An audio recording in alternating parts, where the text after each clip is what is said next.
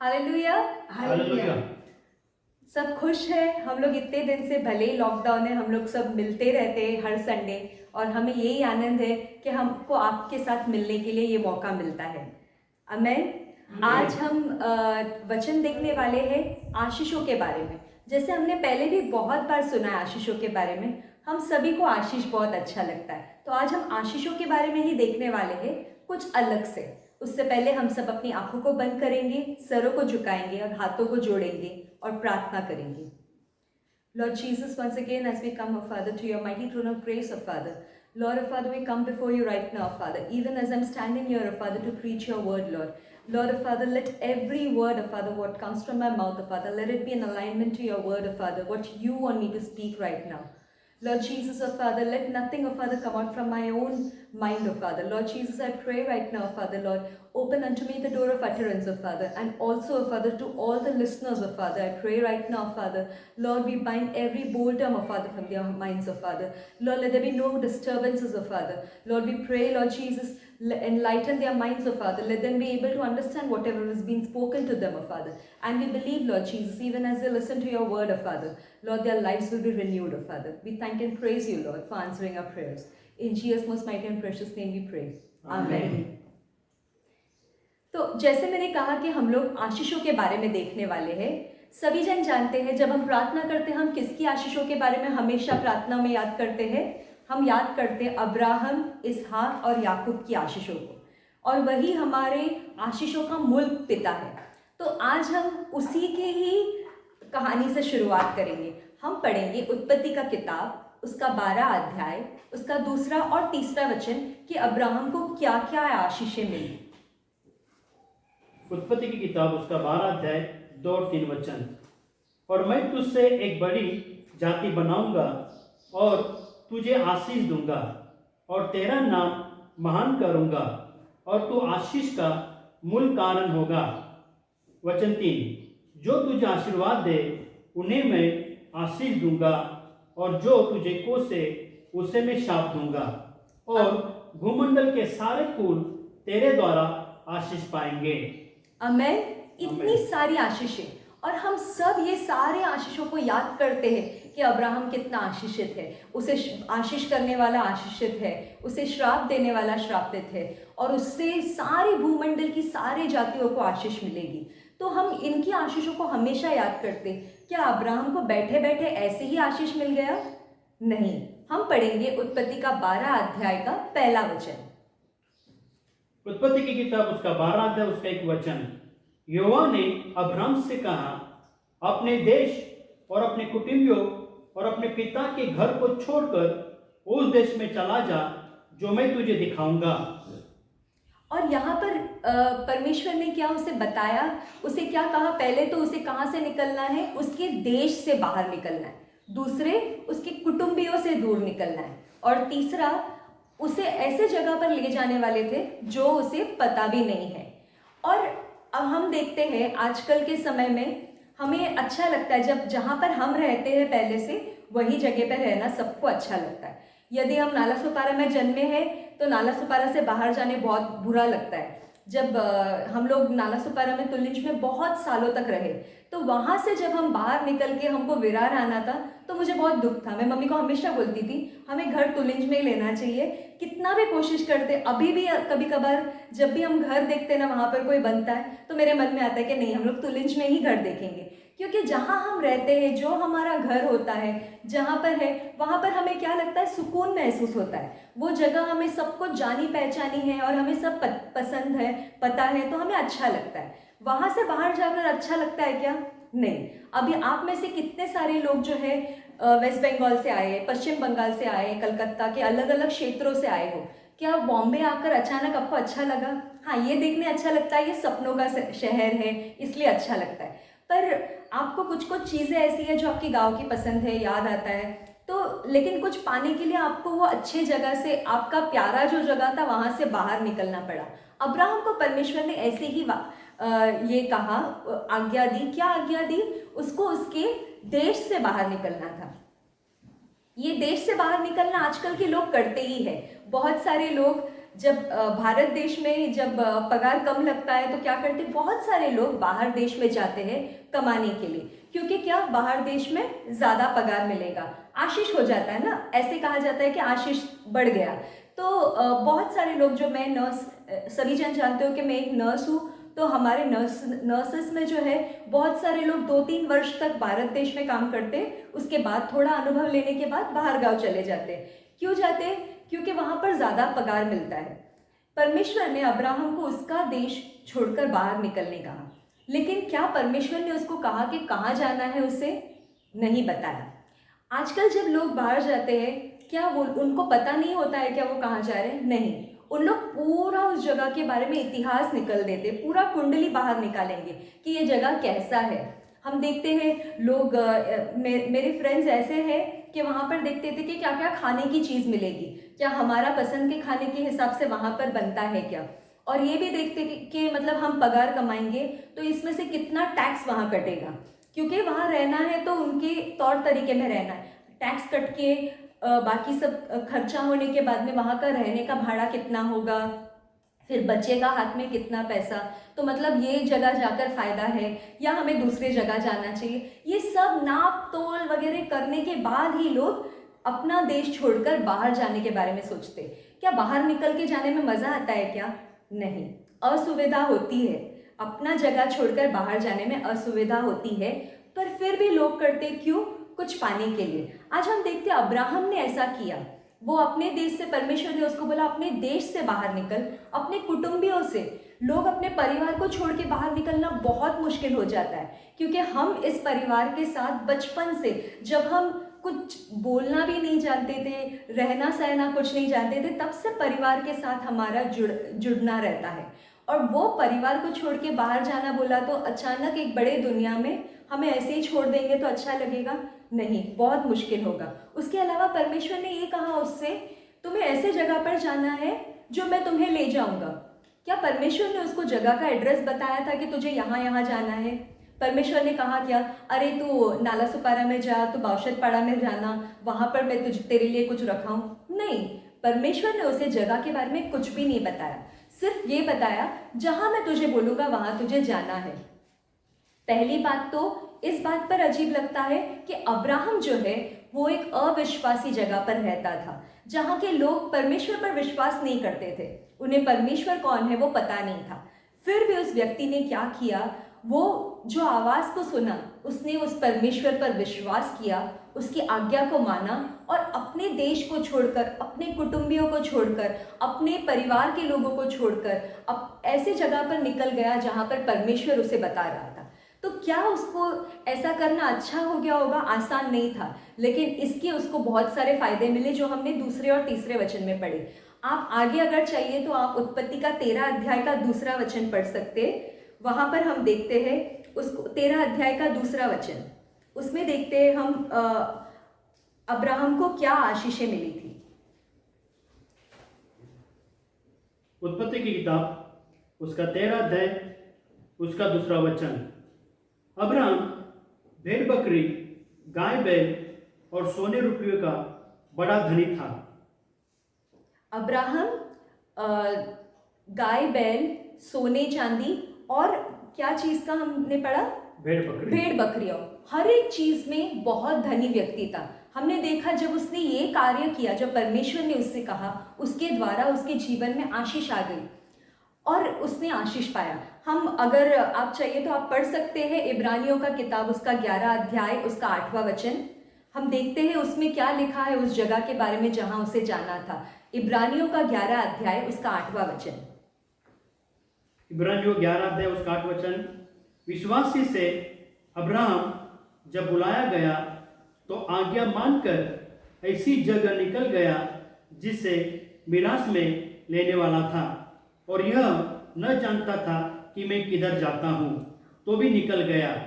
Abraham ऐसी जगह पर निकल गया जो वो नहीं जानता था। बाइबल गवाह है कि वो ऐसा जगह जानता ही नहीं था, फिर भी वो निकल गया। यानी कि क्या वो अपने ही प्यारा पसंद करने वाला जगह पे ठहरा? नहीं, लेकिन कुछ पाने के लिए उसको क्या करना पड़ा? उसकी सुविधाओं वाला क्षेत्र, उसका अच्छा आराम से जीने वाला क्षेत्र से निकल के उसको बाहर निकलना पड़ा।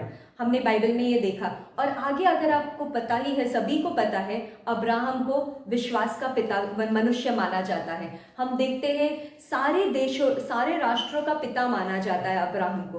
तो इतना बड़ा पुरस्कार उसने पाया और उसके कारण उसकी वंशावली की कभी अंत नहीं होगी। हमने देखा कि तारांगन जितना और जो समुद्र में भालू है उतनी उसकी वंशावली होने वाली थी। ऐसा किसी का भी नहीं। आजकल कितने लोगों के वंश तो कब के खत्म हो चुके, पर अब्राहम का वंश कभी खत्म नहीं होने जितना इतना बड़ा बना दिया परमेश्वर ने। हम एक और मनुष्य को देखेंगे जिसने अपने जीवन में आशीष पाने के लिए कुछ प्रयास किया। हम देखेंगे वो भी एक बहुत साधारण व्यक्ति था। हम जब प्रार्थना करते, हम प्रार्थना करते अब्राहम का पिता, इसहाक का पिता और याकूब के पिता के बारे में। आज हम याकूब के लिए हम देखेंगे, याकूब के बारे में हम देखेंगे कि वो एक बहुत साधारण मनुष्य था। हम अगर पढ़ेंगे उत्पत्ति का 25वां अध्याय उसका 27 वचन में लिखा गया है याकूब के बारे में। उत्पत्ति का 25वां अध्याय उसका 27 वचन। फिर वे लड़के बढ़ने लगे और एसाव तो वनवासी होकर चतुर शिकार खेलने वाला हो गया, पर याकूब सीधा मनुष्य था और तंबू में रहा करता था। हम यहाँ पर देखते हैं ईसाव और याकूब, ये दो भाई थे। किसके बच्चे थे वो? इसहाक के बेटे थे। इसहाक के दो बेटे थे, एसाव और याकूब। ये दो जुड़वा थे। एसाव चतुर था और वनवासी बन गया, वो शिकारी था। और याकूब के बारे में क्या लिखा गया है कि वो शांत, एकदम शरीफ, साधारण व्यक्ति था और वो तंबुओं में रहता था। मतलब उसने कभी लाइफ में क्या किया, मेहनत वगैरह ज़्यादा कुछ किया नहीं, तकलीफ नहीं उठाया। माँ का लाडला बोला जाता है ना, उसी तरीके से उसने ज़िंदगी निकाला।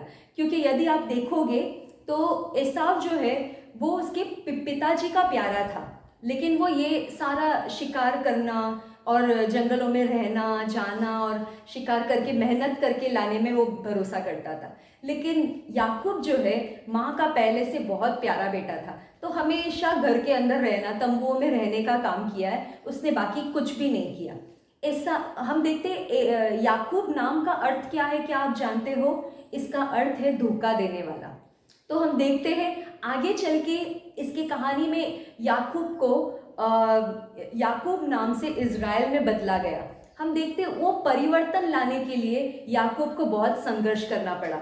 वो भले धोखा देने वाला या फंसाने वाला व्यक्ति था उसके नाम के कारण, लेकिन क्या हो गया आने वाले अध्यायों में यदि आप पढ़ोगे, उसने उसके भाई से सौदा करके पहलौठा का हक जो है वो पा लिया था। और उसके आगे हम देखते हैं वो उसके पिताजी को भी मूर्ख बनाकर, क्योंकि पिताजी अंधे थे, उम्र ज़्यादा हो गई थी, दिखता नहीं था, तो उसने क्या किया था, पिताजी को फंसाकर उसने वो सारी आशीषें जो एसाव को मिलना था, पहलौठे का जो हक था, वो पूरा उसने अपने आप स्वीकार कर लिया। लेकिन ये सब करने से सिर्फ वो पाया नहीं, उसको क्या करना पड़ा, संघर्ष करना पड़ा। उसके बाद उसका मेहनत शुरू हुआ। मेहनत करने के बाद उसको एक दिन क्या करना पड़ा, स्वर्गदूतों से लड़ाई करनी पड़ी। हम पढ़ेंगे उत्पत्ति का 32वां अध्याय 24 से 28 वचन, एक एक करके हम पढ़ेंगे। उत्पत्ति का 32वां अध्याय 24 से लेकर 28 तक। उत्पत्ति की किताब उसका 32 अध्याय 24 वचन से, और याकूब अब अकेला रह गया, तो कोई पुरुष आकर पाँव फटने तक उससे मल्लयुद्ध करता रहा। कोई पुरुष आकर उससे सुबह होने तक पूरा रात, यानी कि उसने क्या किया, लड़ाई करता रहा। अभी ये व्यक्ति क्या लड़ाई करने वालों में से था? नहीं, वो एकदम शरीफ साधारण व्यक्ति था, जो अपने घर में माँ का पल्लू में रहने वाला लड़का वैसे था। लेकिन उसने क्या किया, यहाँ पर वो लड़ाई कर रहा था। वो अपना जो हक है, जो अपना आशीष है, वो पाने के लिए वो पूरा लड़ाई कर रहा था। हम आगे पढ़ेंगे उसके बारे में। 25 वचन, जब उसने देखा कि मैं याकूब पर प्रबल नहीं होता, तब उसकी जांघ की नस को छुआ और याकूब की जांघ की नस उससे मल्लयुद्ध करते चढ़ गई। 26, तब उसने कहा, मुझे जाने दे, क्योंकि भोर होने वाला है। याकूब ने कहा, जब तक तू मुझे आशीर्वाद न दे तब तक मैं तुझे जाने न दूंगा। अब हम यहाँ पर देखते हैं याकूब बिना आशीष पाए स्वर्गदूत को छोड़ना नहीं चाहता था। हम देखते हैं 27 वचन में स्वर्गदूत ने उसे क्या आशीष किया। और उसने याकूब से पूछा, तेरा नाम क्या है? उसने कहा, याकूब। 28। उसने कहा, तेरा नाम अब याकूब नहीं परंतु इज़राइल होगा, क्योंकि तू परमेश्वर से और मनुष्य से युद्ध करके प्रबल हुआ है। उसने क्या किया है, कैसे प्रबल हुआ है? परमेश्वर से भी युद्ध किया है और मनुष्य से भी युद्ध करके प्रबल हुआ है, तब जाकर उसे आशीष मिला। हम देखते हैं यहाँ पर आशीष पाकर उसका नाम जो याकूब था, यानी कि धोखा देने वाला, वहां से निकल के उसका नाम क्या बना? परमेश्वर के साथ का राजकुमार, प्रिंस विद गॉड, परमेश्वर के साथ का राजकुमार बना। वो इतने बड़े दर्जे तक पहुंच गया। और हम देखते हैं इज़राइल की पीढ़ी जो है वो पूरा एक देश बन गया इज़राइल नाम से। तो हम देखते हैं आज भी संसार में इज़राइल ये देश है। तो हम देखे हैं याकूब को कितना संघर्ष करना पड़ा अपना आशीष पाने के लिए।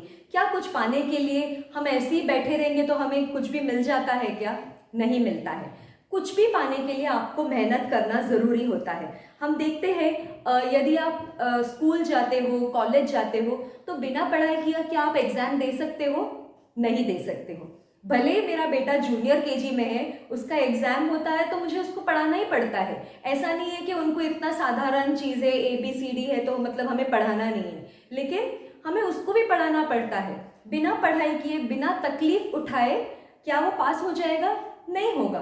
उसी रीति से ये तो जूनियर में है, हम देखते हैं 10वीं के 12वीं के बच्चे दिन रात मेहनत करते हैं। इतना मेहनत करने के बाद उनका परसेंटेज बोर्ड में आता है, तब जाकर माँ बाप भी खुश होते हैं, बच्चे भी खुश होते हैं, क्योंकि क्या? उनका जो मेहनत था, जो काम किया उन्होंने, उसका फल मिला। तो हम देखते हैं जब उतना ही नहीं, सिर्फ पढ़ाई में ही नहीं, जब हम काम पे जाते हैं प्रमोशन ऐसे ही मिल जाता है क्या कि हर साल चलो इंक्रीमेंट है, प्रमोशन है तो हर एक व्यक्ति को दे देते? ऐसे आसानी से किसी को प्रमोशन नहीं मिलता है।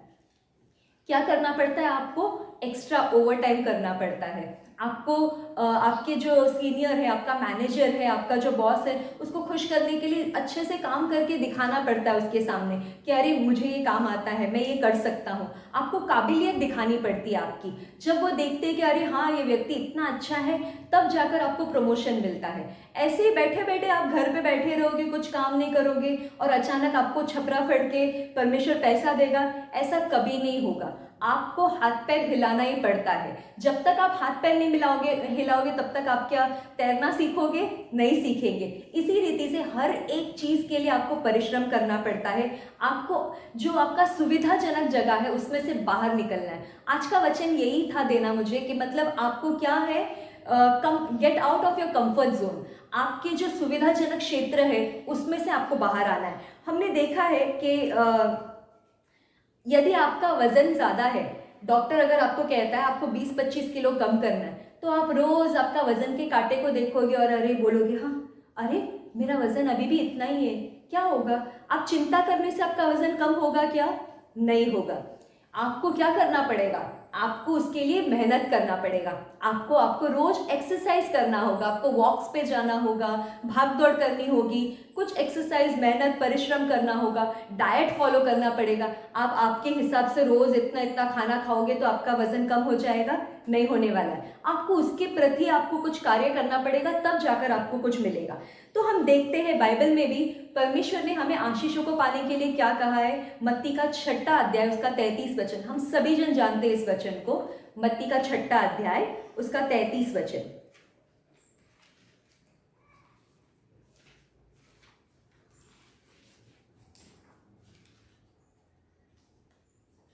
मत्ती उसका 6वां अध्याय उसका 33 वचन। इसलिए पहले तुम परमेश्वर के राज्य और उसके धर्म की खोज करो, तो ये सब वस्तुएं भी तुम्हें मिल जाएगी। हमें क्या करना है? परमेश्वर के राज्य और उनके धर्म की खोज करना है। तब क्या होगा? आपको सारी आशीषें मिलेगी। क्या आशीषें मिलेगी? रोटी कपड़ा मकान सभी जन कहते हैं। आपको आराम का जिंदगी जीना है तो अभी आप आराम करोगे तो आपका आगे भी भविष्य आराम में होगा? नहीं होगा। अभी मेहनत करोगे तो आगे का आराम मिलेगा आपको। हम देखते हैं जब थोड़े समय पहले साखली प्रार्थना शुरू किया था, अभी करीब 3 महीने हो गए। तो ये साखली प्रार्थना जब शुरुआत किया था तो मतलब क्या हो गया था, तभी बहुत मुश्किल होता था लोगों को जब स्टार्ट किए तो, लेकिन धीरे धीरे करके हमारा जो शरीर है सबका वो एडजस्ट हो गया इस रूटीन के लिए। लेकिन ये जो साखली प्रार्थना था, इसमें बहुत आपको मतलब मेहनत करना पड़ा। जितनों ने भाग लिया, वो व्यक्ति अगर काम पे जाता था, सुबह से शाम काम किया, रात को आया, फिर बैठा, उसने प्रार्थना किया, ये सब बहुत परिश्रम का काम है। तब जाके आपको हमने देखा कि कितने सारे हमारी प्रार्थनाओं को उत्तर मिला। जब हम देखते हैं मॉर्निंग प्रेयर्स के बारे में, जब हम सुबह 5 बजे प्रार्थना रखते थे, बहुत कम लोग आते थे, लेकिन हमें संख्या का नहीं पड़ा था, लेकिन जो लोग आते थे वो यकीनन आशीष पाकर जाते थे। हम देखते हैं जब हमें क्या करना चाहिए, अगर हमें अपने जीवनों में आशीष चाहिए तो पहली बात हमें क्या करना है, हमारे जीवन में आशीष चाहिए तो हमारे जो क्षेत्र में हम रहते हैं, शायद हम हमारे वो पुरानी मित्रता के, हम परमेश्वर में आने के बावजूद हमारे वही संगति, वही लोगों के बीच में वैसे ही जीवन बिता रहे, उसमें से आपको बाहर निकलना है। परमेश्वर ने अब्राहम को क्या किया, अपने देश, अपने कुटुंबी और अपने लोगों के बीच में से बाहर निकल, मतलब हमें जो हमारी पुरानी आदतों और पुराने लोगों के बीच में जो हमारी पुरानी संगति है, वैसे लोगों के बीच से हमें बाहर निकलना है।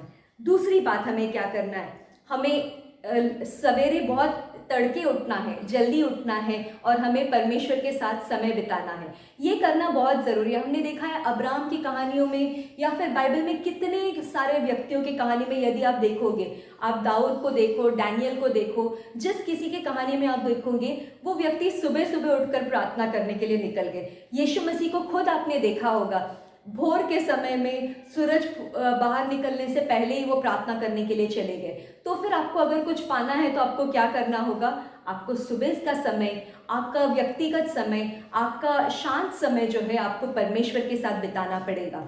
और तब आप परमेश्वर के साथ जितना ज़्यादा समय बिताओगे, आपको काम भी करना है, लेकिन परमेश्वर के साथ जब आप समय बिताओगे तो आपका जीवन आशीषित होगा। और तीसरी बात आपको क्या करना है, जहाँ भी परमेश्वर आपको बोलता है वहाँ आपको निकल के आना है। कभी कभार हमें शायद पसंद नहीं होगा वो जगह जहाँ परमेश्वर आपको बता रहा है, शायद परमेश्वर आपको जो जगह दिखा रहा है, आपको लग रहा है रेगिस्तान है, परमेश्वर यहाँ पर कुछ भी नहीं है, लेकिन अगर परमेश्वर आपको बोल रहा है, आपको आना ही होगा। यदि आप वहाँ निकलोगे तब परमेश्वर आपके जीवनों को, जो अब्राहम के जीवन में जब उसने किया, तब दूसरा और तीसरा वचन पूरा हुआ उसके जीवन में। यदि वो पहला वचन पूरा नहीं करता, उसके जीवन में दूसरा और तीसरा वचन पूरा नहीं होता, और आगे के अध्याय जो है, और बाइबल में जितनी बार भी अब्राहम के नाम लिखा गया है, कुछ भी नहीं हो पाता। तो यदि हमको भी कुछ पाना है, हमें अपने जो आरामदायक जीवन है, हमारा जो, अगर आप घर पे बस बैठे रहो, पैर पे पैर रखते बैठे रहो, आप एसी के रूम में बैठोगे और आप सोचोगे कि हाँ परमेश्वर मेरे सारे ज़रूरतों को पूरा करेगा यहाँ बैठकर, नहीं होने वाला है। आपको बाहर निकलना है, आपको मेहनत करना है, तब जाके परमेश्वर आपको आशीषों से भर देगा। यदि आप आशीष चाहते हो, आज अब्राहम का आशीष, इसहाक का आशीष और याकूब का आशीष बोल देने से नहीं होगा, उन्होंने भी परिश्रम किया है, आपको भी करना है। यदि आप नहीं करोगे तो क्या आपको ऐसे ही मिलेगा? नहीं, परमेश्वर ऐसे ही बैठे हुए लोगों को कुछ नहीं देने वाला है, क्योंकि आपको भी मेहनत करना है। अगर ऐसा ही होता तो फिर पूरा संसार ऐसे बैठ जाता, लेकिन नहीं, परमेश्वर चाहता है कि कुछ पाने के लिए कुछ खोना जरूरी होता है। उसी रीति से यदि आप परमेश्वर पर विश्वास करो, आप अपने जो आरामदायी जगह से बाहर निकलो, आप थोड़ा समय बलिदान करो, परमेश्वर के नज़दीक बैठना सीखो और उस जगह पर जाने के लिए तैयार हो जाओ जहाँ परमेश्वर आपको ले जा रहा है, तब जाकर आपके जीवन में आशीष मिलेगा। बहुत सारे लोग जानते ही होंगे कि मैं बहुत वर्षों तक काम कर रही थी, करीब 13 वर्ष मैंने काम किया, और शुरुआत जब किया था वो पगार से लेकर परमेश्वर ने मुझे बहुत आशीष किया, पगार के ही रीत में ही नहीं, बाकी बहुत सारे आशीषों से भर दिया। मेरी पढ़ाई भी पोस्ट ग्रेजुएशन हो गई है और परमेश्वर ने हर क्षेत्र में आशीषित किया था। लेकिन एक ऐसा समय आया जब परमेश्वर चाहता था कि मैं और संसार के लिए नहीं काम करूं, तब जाकर मुझे वो काम छोड़कर, भले ही मुझे मेरे मन में था कि नहीं और 1-2 साल काम कर लूँ, और 1-2 साल काम करूंगी, मेरा लाइफ सेट हो जाएगा, मेरा फ्यूचर का पूरा हो जाएगा, लेकिन मेरा भविष्य देखने वाला मेरा परमेश्वर चाहता था कि उस समय में वो जगह पर जहाँ पर आराम में हूँ, बैठकर मुझे अच्छे से पगार मिल रहा है, मैं जा रही हूँ, आ रही हूँ, ज़्यादा है नहीं मुझे कुछ सोचने का, वहाँ से निकल के परमेश्वर चाहता था कि मैं उसके ऊपर भरोसा करूँ और जहाँ वो चाहता है मुझे, मैं वहाँ जाने के लिए तैयार हो जाऊँ। आज मैंने वही किया। मैं चाहती हूँ आप सभी जन, मैं ये नहीं कहती हूँ सब जन अपने काम को छोड़ दो, लेकिन यदि परमेश्वर आपसे कुछ कहता है तो परमेश्वर की बातों को मानना सीख जाओ। यदि परमेश्वर आपको कहीं ले जाना चाहता है तो ये मत सोचो कि परमेश्वर, अरे मैं यहाँ पर संतुष्ट हूँ, मैं खुश हूँ, मैं तृप्त हूँ, मैं यहाँ से बाहर नहीं आना चाहता हूँ। यदि परमेश्वर आपको कहीं ले जाएगा तो आपको जाना ज़रूरी है। आपको भले ही वो जगह आप जानते नहीं होंगे, आपको लगता होगा ये क्या है, लेकिन परमेश्वर अगर आपको लेकर जाएगा तो परमेश्वर वहाँ पर आपको मार्ग निकालेगा और सुविधाजनक वो बना देगा आगे का ज़िंदगी। अगर आप ये चाहते हो, हम सब जन मानते हैं कि परमेश्वर आपको मेहनत करने से परमेश्वर आपको ज़रूर उसका फल देगा। तो आइए हम सब आज अपनी आंखों को बंद करें, सरों को झुकाएं और प्रार्थना करें परमेश्वर से। Lord Jesus, once again we come to your mighty throne of grace, O Father. We thank and praise you, O Father, for this beautiful time, O Father, that you were with us, O Father. We thank and praise you, Lord Jesus, even, O Father, as you've spoken to us, O Father, through this word. Lord, we believe, O Father, Lord Jesus, even, O Father, as you were with Abraham, O Father, Lord. Lord, even as you had, Lord, told Abraham, O Father, to leave, O Father, his place, O Father, his country, O Father, and go where you have asked him, O Father. And as he did it, O Father, Lord, you poured out, O Father, you showered your blessings upon Abraham. Lord, O Father, even Jacob, O Father, he was a simple man like you and me, O Father, like every one of us, Lord. Lord, O Father, but even as he, O Father, took on the step, of Father Lord, to fight, Father Lord, and get his blessings, Father Lord. Today, Father, even as each one of us, Father, right now, Father Lord, are willing, Father, to come out, Father, leave our comfort zones, Father, and move into a place, Father, where you will take us, Father. Lord, help us, Father, even as we commit on this right now, Father. Help us, Father, that we may, Father, be able to spend quality time with you, Father. Help us that we may, Father, come closer to you, Father, Lord, and depend on you, Father, Lord, for each and everything, Father. Let us not think, Father, that it's not possible to spend time with you, Father. Help us, Father. Give us a desire to get up, Father, and sit in your presence, Father. I believe, Father, even as we do this, Father, your blessings will be showered in our life, Father, like never before, Father. Lord, Father, and then, Father, Lord, we will see, Father, all the blessings of Abraham, Jacob, Father, Lord, in our lives, Lord, Father, even as we step forth, Father, even as we put a step forward, Father, we will definitely see this in our life, Father. We thank and praise you, Father, that you have answered all our prayers, Father. Father, also we pray, Lord Jesus, Father, for each and every one, Father, who is attending, Father, this service today, Father, Lord. Lord, bless them abundantly, Father, Lord. Fulfill all their requirements, Father, even as they take this commitment, Father, today, Father. Lord, we pray, Father, bless their food grains, Father, Lord. We pray, Father, bless their businesses, Father, Lord. Lord, bless each and every child, Father, Lord Jesus. Bless them with your wisdom, knowledge, and understanding, even as they appear their exams and their schools, Father, Lord, and colleges, Lord. Lord, we pray, Father, let your hand be, Father, your hand of protection be upon the people going out, Father, and coming in, Father, going to work, Father, Lord. Bless them in their work, Lord. Lord, we pray, Father, for this coming week, Father, let your hedge of protection be around each and every one of them, Father. Lord, we pray, Lord, Father, even those who are at home, Father, Lord, you protect everyone from every sorts of viruses and every attack of the demon, Father. Lord, we pray, Lord Jesus, Father, we thank and praise you, Father, for each and every one, Father, who has willingly, Father, put their tithes and offerings, Father. Lord, we pray, Lord Jesus, Father,